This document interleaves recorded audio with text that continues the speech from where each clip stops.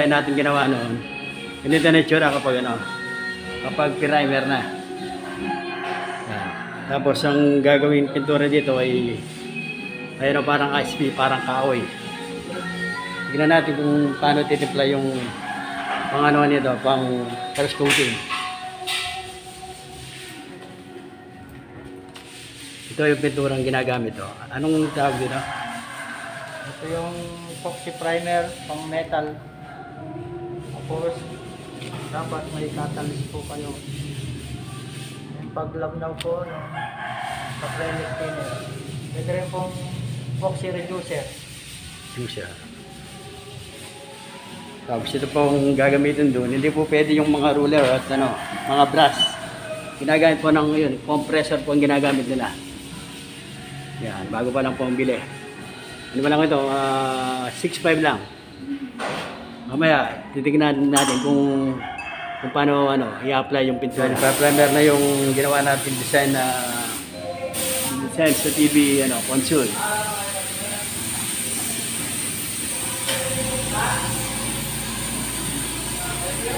Dapat maginis yung pagkagawa at pagkali at pagkapintura para magandang tingnan kapag na-ISP na.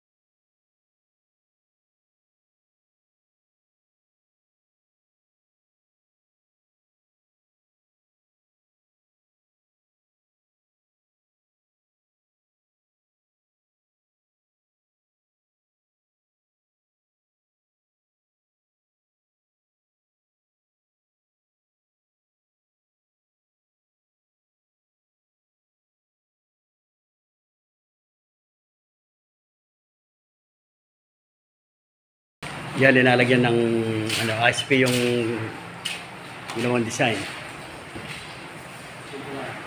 Yung tubular na ano, na design natin para sa TV.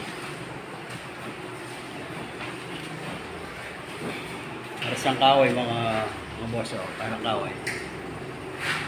Pero ano lang yan, bakal lang yan. Tubular lang na 2x4. Design lang na parang kahoy. Para teterno dito sa ginawa natin tiles.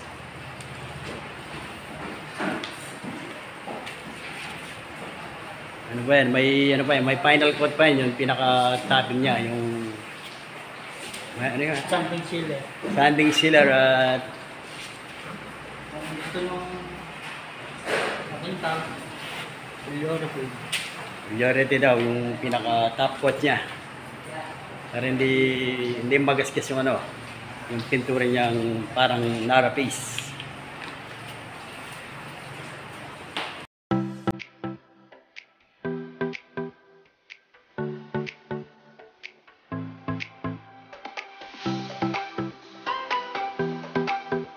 Binubuhuan na ng ano, ng top coat.